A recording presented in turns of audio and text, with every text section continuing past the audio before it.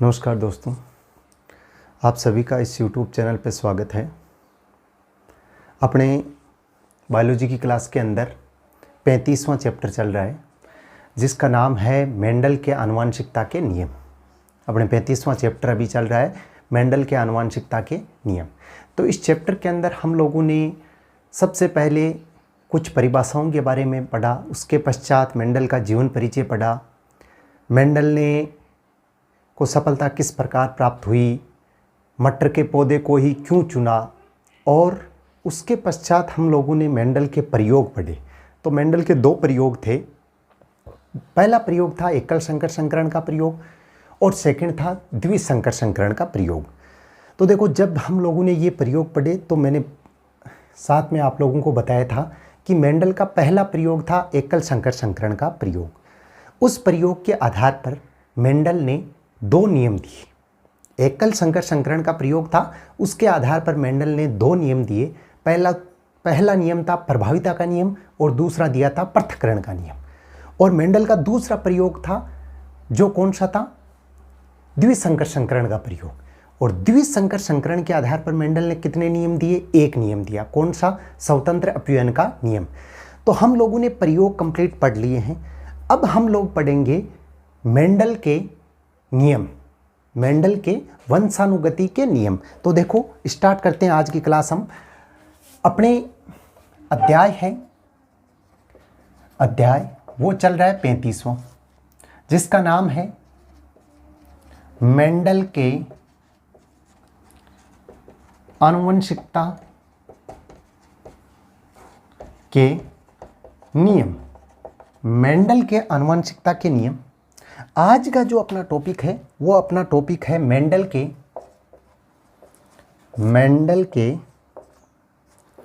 वंशागति के नियम। तो मेंडल के वंशानुगति के नियम या आनुवंशिकता के नियम एक ही बात है, ठीक है। सबसे महत्वपूर्ण टॉपिक मेंडल के वंशागति के नियम। तो मेंडल ने कितने नियम दिए थे, 3 नियम दिए थे, ठीक है। मेंडल ने कितने नियम दिए थे, 3। प्रयोग कितने किए मेंडल ने प्रयोग किए 2, ठीक है। और नियम कितने दिए थे, 3 दिए थे। मेंडल का जो पहला प्रयोग था उसके आधार पर मेंडल ने 2 नियम दिए और दूसरा प्रयोग था उसके आधार पर 1 नियम दिया। पहला प्रयोग था उसके आधार पर नियम दिया, पहला तो प्रभाविता का नियम और यहाँ पे पृथक्करण का नियम, और दूसरा प्रयोग था उसके आधार पर स्वतंत्र अपव्ययन का नियम। तो देखो, हम स्टार्ट करते हैं आज की क्लास और हम पढ़ते हैं मेंडल के वंशागति के नियम। तो मेंडल की वंशागति का पहला नियम कौन सा है, प्रभाविता का नियम।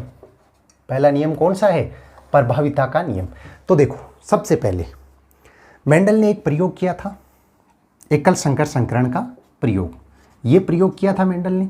ये क्या थे, लंबे शुद्ध और ये अशुद्ध शुद्ध बोने। ये शुद्ध लंबे और ये शुद्ध बोने, ये तो क्या थे, जनक थे, ठीक है। अब इससे क्या प्राप्त हुआ, ये एक बड़ा टी और इससे एक छोटा टी। ये क्या प्राप्त हुआ था, युग्मक प्राप्त हुआ था। क्या प्राप्त हुआ था, युग्मक। और इनके मध्य जब संकरण करवाया गया तो ये प्राप्त हुआ था, जिसका नाम क्या था, अशुद्ध लंबे, क्योंकि लंबा प्रभावी था। और ये कौन सी पीढ़ी थी, F1 पीढ़ी थी। अर्थात मेंडल के एकल संकर संकरण प्रयोग में F1 पीढ़ी में सभी पौधे लंबे प्राप्त होते हैं। इस कारण से ये बड़ा टी क्या होता है, प्रभावी होता है। और इस नियम को क्या कहते हैं, हम प्रभाविता का नियम कहते हैं, ठीक है।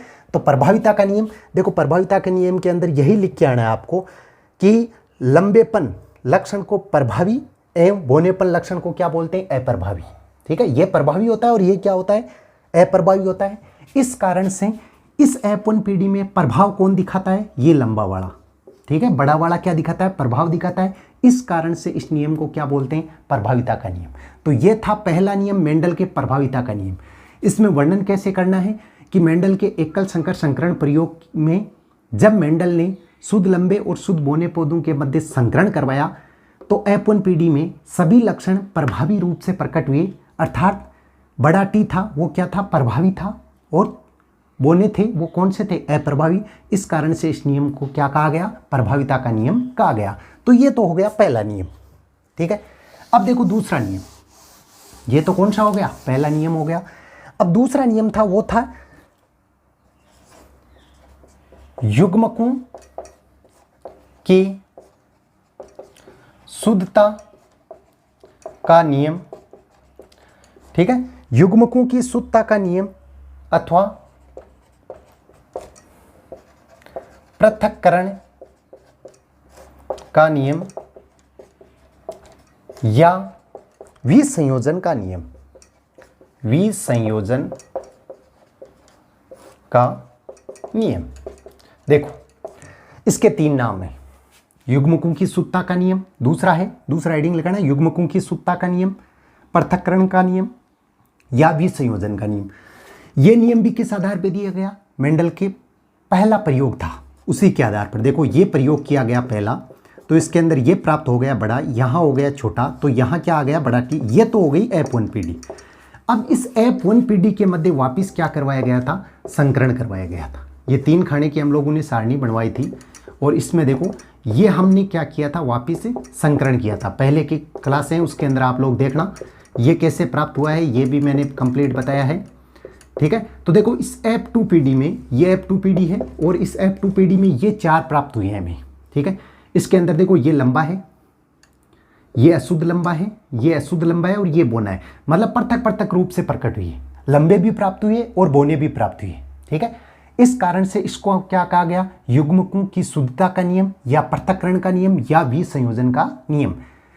परिभाषा कैसे लिखनी है कि मेंडल ने जब एकल संकर संकरण का प्रयोग किया तो F2PD में सभी लक्षण पृथक पृथक रूप से प्रकट हुए, इस कारण से इसे पृथक्करण का नियम कहते हैं तथा इसे युग्मकों की शुद्धता का नियम या विसंयोजन का नियम भी कहा जाता है।